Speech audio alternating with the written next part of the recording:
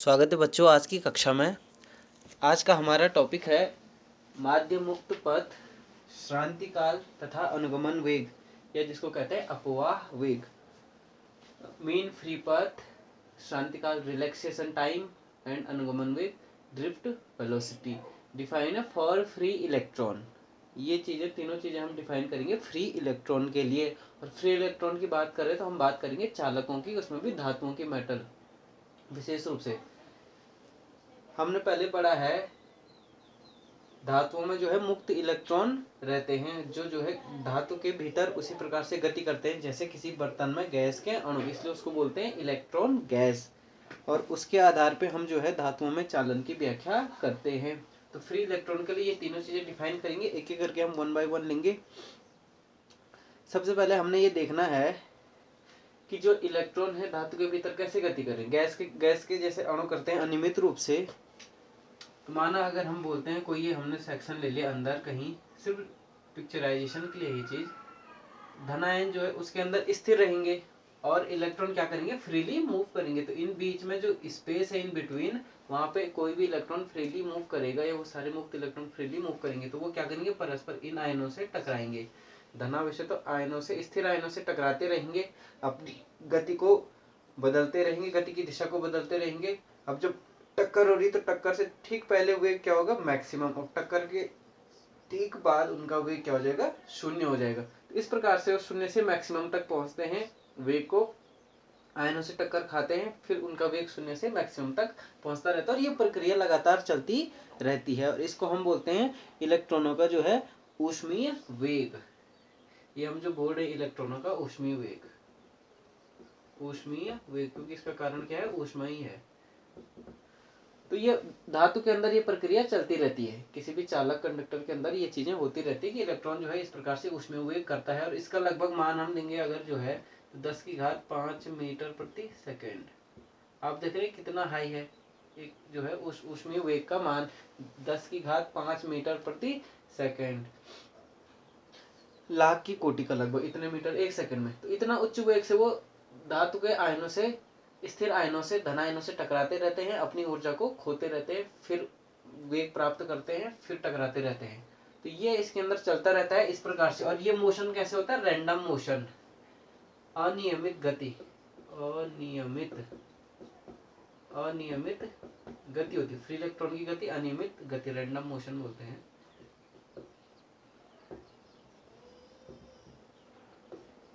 तो मतलब दिशा इसकी कोई भी निश्चित नहीं है। और उसमें वेग हमने बोला इस कोटि का लगभग होता है फ्री इलेक्ट्रॉन के लिए। तो माने हम इस प्रकार से दिखा रहे हैं किसी एक सिंगल इलेक्ट्रॉन को, ये फ्री इलेक्ट्रॉन को हम देखें तो किसी भी क्षण जो है इस प्रकार से वो अनियमित रूप से गति करता रहेगा। तो ये देख रहे हैं आप, इसकी जो है गति की दिशा प्रत्येक समय बदल रही है। और ये इसको मैं यहाँ पे इसने टक्कर खाई, यहाँ पे टक्कर खाई, यहाँ पे टक्कर खाई, यहाँ पे टक्कर, ये टक्कर, टक्कर के बाद क्या हो रहा, दिशा बदलती जा रही है। तो धातु के स्थिर धनायनों से ये टक्कर खाता रहता है और अपनी दिशा को बदलता रहता है। ये इसकी गति का तरीका है, ये आप नोट कर लेना। सबसे पहले आप देखेंगे माध्य मुक्त पथम, माध्य मुक्त पथ।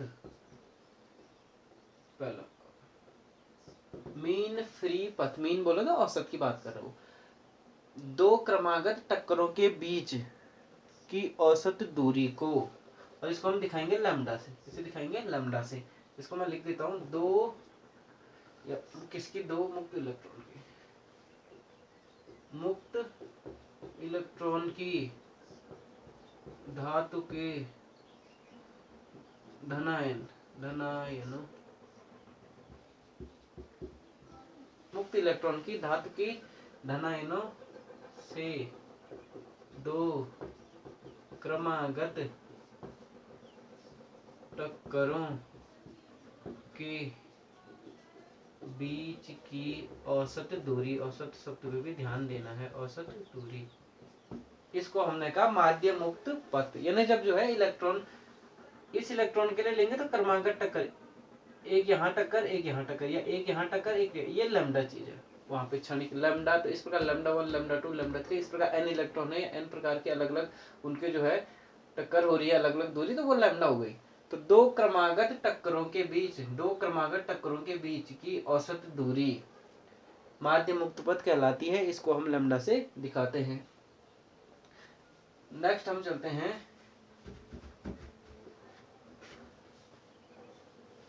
श्रांति काल, रिलैक्सेशन टाइम। श्रांति काल, ये भी ऐसे डिफाइन कर लेंगे। इसको दिखाएंगे टाउ से।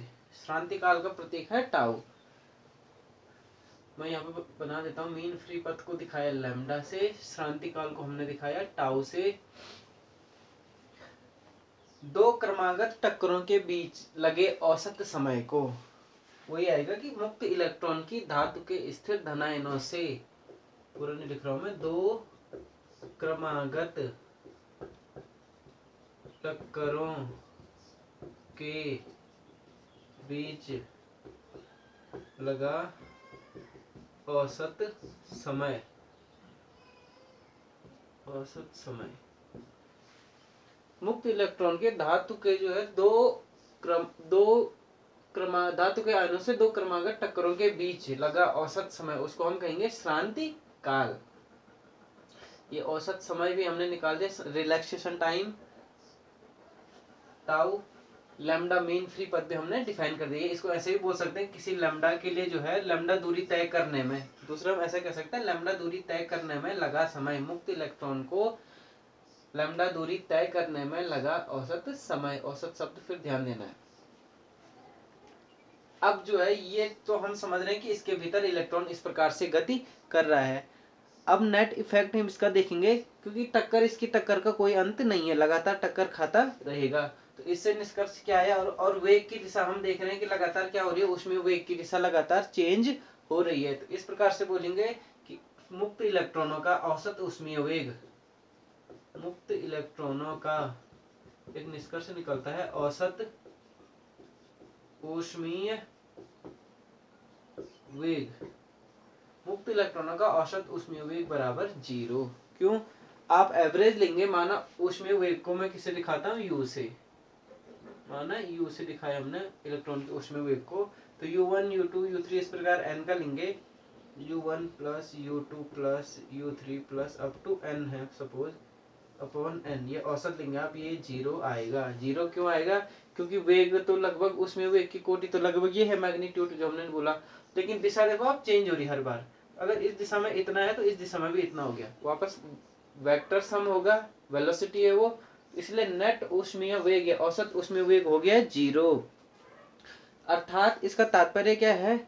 इसका तात्पर्य है कि net flow of charge is 0। उस मेटल के अंदर या उसका हम कोई क्रॉस सेक्शन लें तो फ्री इलेक्ट्रॉनों का नेट फ्लो इधर से उधर या दाएं से बाएं और बाएं से दाएं क्या होगा, 0 होगा। अगर हम कहें उसके भीतर जो है कहीं पे कोई सेक्शन देखें हम, तो जितने इलेक्ट्रॉन एक सेकंड में इस ओर जा रहे हैं उतने ही इलेक्ट्रॉन एक सेकंड में इस ओर आएंगे। इसलिए हम बोलेंगे नेट जो है इलेक्ट्रॉनों का फ्लो क्या हो गया, 0 हो गया। और जब नेट इलेक्ट्रॉनों का फ्लो 0 है किसी भी क्षण, तो नेट करंट भी क्या हो गया, 0 हो गया। इसको हम बोलते हैं नेट रेट रिमेन्स 0। ये तब था जब जो है हमारे पास धातु का टुकड़ा हमने ऐसे रखा है, कोई बैटरी नहीं लगा रखी है। उस दौरान की होने वाली प्रक्रियाओं का हमने यहाँ पे वर्णन किया।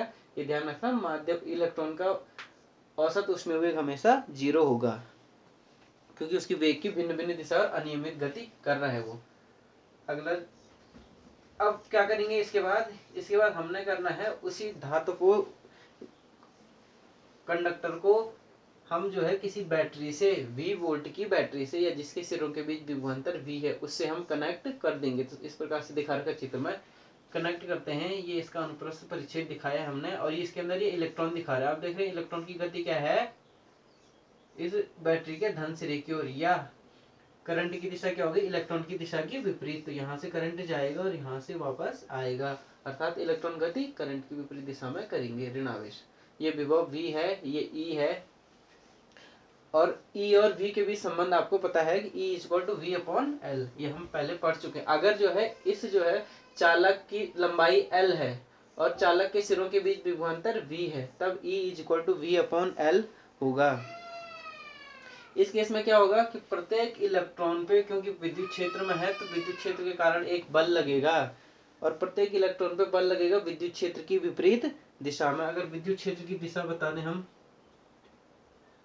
ई की डायरेक्शन क्या होगी, तो धन से ऋण, टेस्ट करना इस प्रकार से, विद्युत क्षेत्र की दिशा इस प्रकार से है धन से ऋण की ओर, और जो है इलेक्ट्रॉन की गति जो है विद्युत क्षेत्र की विपरीत दिशा में हो रही है।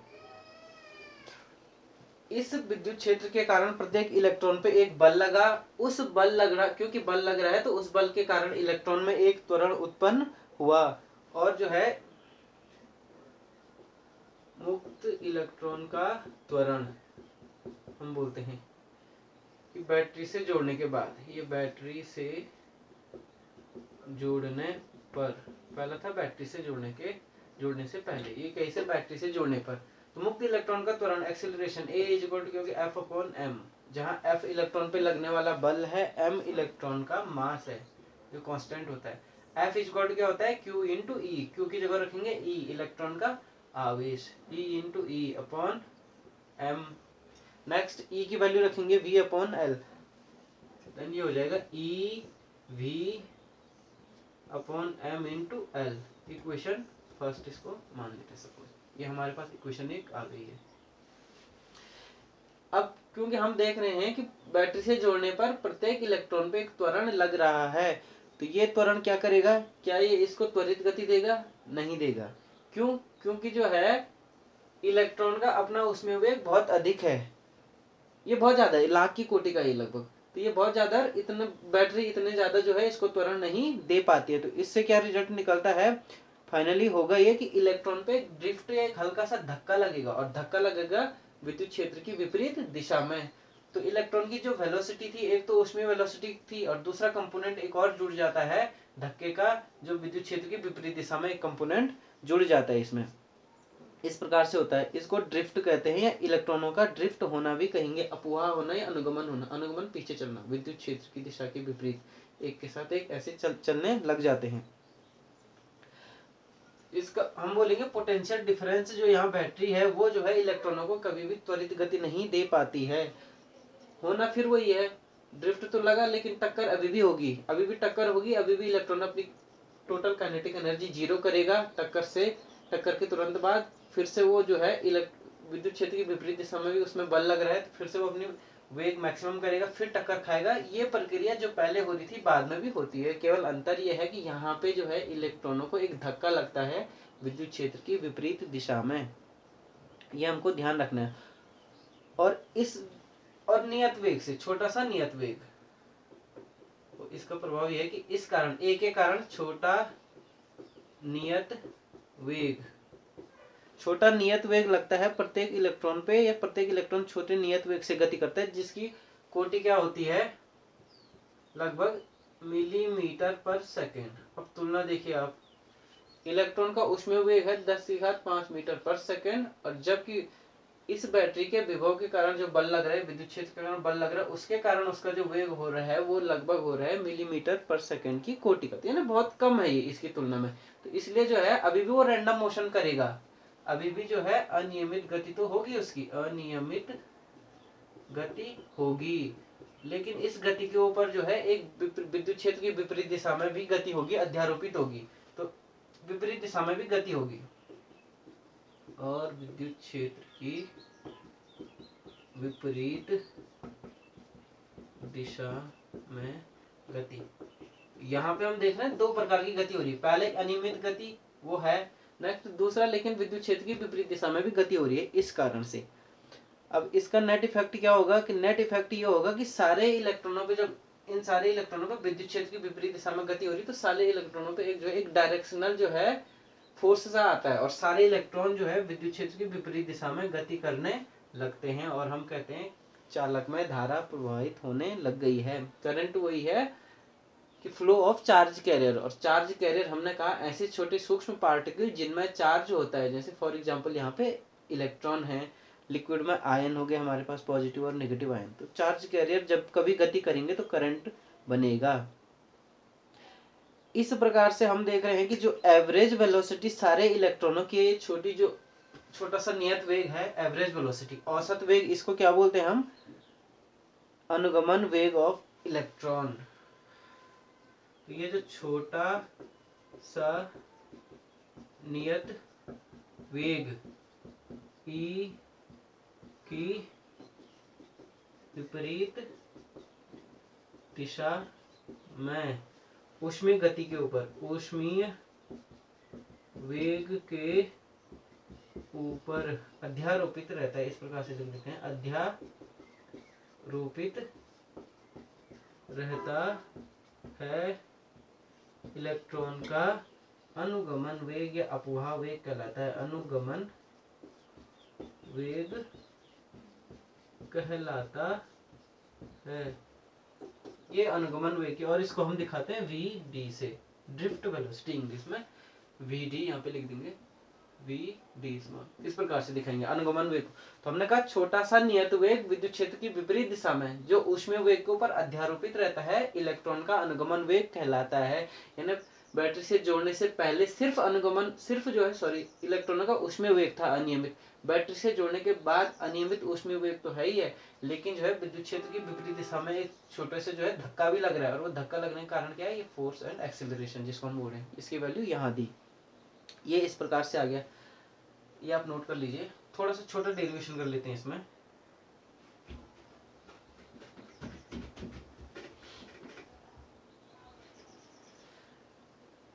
अब टक्कर के समय देखिए आप, दो क्रमागत टक्कर लेते हैं हम कोई भी, तो टक्कर से ठीक पहले इलेक्ट्रॉन का वेग क्या होगा, टक्कर के ठीक पहले इलेक्ट्रॉन का वेग मैक्सिमम, टक्कर के ठीक बाद इलेक्ट्रॉन का वेग 0 हो जाएगा। अगर हम बोलते हैं किसी भी एक इलेक्ट्रॉन का जो है श्रांति काल है τ1 है, इलेक्ट्रॉन एक्सेलरेशन हो रहा है ड्यू टू इसके कारण, बहुत छोटा सा एक्सेलरेशन जिसको बोलते हैं, तो उसकी वेलोसिटी क्या हो रही है, 0 से बढ़कर vd तक जा रही है। अगर उसका अनुगमन वेग या v1 बोले हम सपोज, तो v = u + at से, यह समीकरण हम यूज करेंगे गति का प्रथम समीकरण इलेक्ट्रोलिनियर मोशन का। अंतिम वेग को हमने कहा इलेक्ट्रॉन का क्या अंतिम वेग है, v1 है।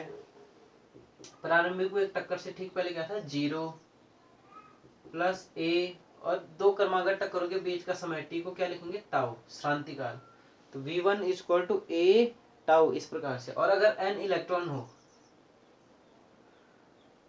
For n electrons, n number of electrons है हमारे पास, तब हम इसी को आगे जनरलाइज कर देंगे। तो हमारे पास हो जाएगा v1 v2 v3 vn, और उन सब का औसत लेंगे। औसत शब्द बार बार यहाँ पे आ रहा है, तो इसको औसत को आप इसलिए ध्यान में रखिए। तो एवरेज जो है औसत लेंगे v1 + v2 + v3 + up to vn upon n है, ये ये तो पहले 0 रहेगा, और a τ, a आ जाएगा, नियत है देखिए a की वैल्यू। अगर चालक तार की लंबाई ना बदलें, उसका वोल्टेज सिरों के बीच विभवांतर ना बदलें, तो E/m जो है इलेक्ट्रॉन के लिए क्या है, नियत है। ये सब चीज नियत हो जाएगी, इसलिए हमने क्या किया, a को बाहर रख दिया, कांस्टेंट को, a1 a2 नहीं आएगा। यहाँ पे τ श्रांति काल आएगा, a × τ है, तो एक इलेक्ट्रॉन के लिए माना τ1, फिर τ2, इस प्रकार से so on and τn upon n। औसत लेना है इसका भी, औसत श्रांति काल सारे इलेक्ट्रॉन का। और इस चीज को हम बाय डेफिनेशन क्या बोल रहे हैं, vd अनुगमन वेग। अरे जो टक्कर इलेक्ट्रॉन ने टक्कर खाई है, अब इसमें त्वरण भी आ गया है, और टक्कर खाने के बाद वो कहां से कहां तक एक्सेलरेट हुआ, 0 से और इस v1 वेग तक। तो यही v1 वेग क्या है उस इलेक्ट्रॉन का, vd1, इसी प्रकार vd2। तो ये सारा इलेक्ट्रॉन का अनुगमन वेग है vd, इसको हम बोलते हैं vd = a × τ1 τ2, इसको क्या बोलेंगे, τ एवरेज, a τ, इस प्रकार से। ये अनुगमन वेग है औसत, और ये है औसत श्रांति काल। तो vd = a τ, ये हमारे पास एक छोटा सा डेरिवेशन आ गया। ये फॉर्मूला आप याद रखना, पूछा नहीं जाएगा। दूसरा, अगर vd = मैं ये लिख दूं, दो टक्करों के बीच की दूरी कितनी होती है, क्रमागत टक्करों के बीच की, लैम्डा, लगने वाला समय कितना होता है, τ, चाल बराबर दूरी बटे समय, या वेग बराबर जो है λ/τ। इस प्रकार से कहीं पे न्यूमेरिकल में काम आएगा। अगर मैग्नीट्यूड की बात करेंगे तो सिर्फ मैग्नीट्यूड में औसत ऊष्मीय वेग 0 होता है, लेकिन औसत अनुगमन वेग 0 नहीं होता है, ये ध्यान रखना है अंतर। औसत जो है अनुगमन वेग इज नॉट इक्वल टू 0, जबकि औसत उसमें वेग 0 है। और जब ये औसत अनुगमन वेग 0 नहीं है, क्योंकि सारे इलेक्ट्रॉनों पे धक्का कहाँ को लग रहा है, एक ही दिशा में लग रहा है, और वो दिशा है विद्युत क्षेत्र की विपरीत दिशा में, तो इसलिए औसत वीडी शून्य नहीं होता है। और शून्य नहीं होता है तब इलेक्ट्रॉन गति करने लगते हैं, और हम कहते हैं कि सर्किट में या किसी भी चालक में धारा प्रवाहित होने लग गई है। अनुगमन वेग v equal to A into tau. अब यहाँ पे थोड़ा सा और इसको आगे लिख दीजिए आप। वी डी इक्वल ए की वैल्यू रखिए समीकरण 1 से, E into V upon M into L, और tau V D is equal to E upon M, ये नियत है, into L V into tau. अब यहाँ पे हम कहेंगे अगर इस चालक की लंबाई को न बढ़ाएं हम, है ना, चालक नियत हमारे पास दिया गया कोई चालक है, तब ये E अपॉन एम कॉन्स्टेंट हो गया, एल भी कॉन्स्टेंट हो गया, और उस केस में हम कहेंगे V D is proportional to V and V D is proportional to tau. अर्थात जो है अनुगमन वेग जो है चालक के सिरों पे लगाए गए विभवांतर पे निर्भर करेगा, और अनुगमन वेग निर्भर करेगा श्रांति काल पे निर्भर करेगा। अच्छा, श्रांति काल और लैम्डा किस पे डिपेंड करेंगे, ऊष्मीय वेग बोर्ड हम, तो जैसे जैसे हम जो है चालक का ताप बढ़ाएंगे तो ऊष्मीय वेग क्या होगा, बढ़ता जाएगा। ऊष्मा के कारण जो वेग हुआ उसको बोला ऊष्मीय वेग। तो टेम्परेचर बढ़ाएंगे तो ऊष्मीय वेग बढ़ता जाएगा, और वेग बढ़ेगा तो ये क्या करेगा, टक्कर फटाफट टक्कर करेगा। टक्कर फटाफट करेगा तो टाउ क्या हो जाएगा, घट जाएगा। तो श्रांति काल tau is proportional to 1 upon T, इस प्रकार से लिखेंगे। ताप बढ़ेगा तो टाउ घटेगा। निष्कर्ष इस प्रकार से, tau is proportional to 1 upon T. तापमान बढ़ेंगे तो वेग बढ़ेगा, और वेग बढ़ेगा तो टक्कर फटाफट होगी। फटाफट टक्कर मतलब दो क्रमागत टक्करों के बीच का समय कम, ताप बढ़ने पे टाउ श्रांतिकाल कम होगा। ये इस प्रकार से हम ये डिस्कशन को यहीं पे समाप्त करते हैं। नेक्स्ट हम देखेंगे relation between drift velocity and electric current.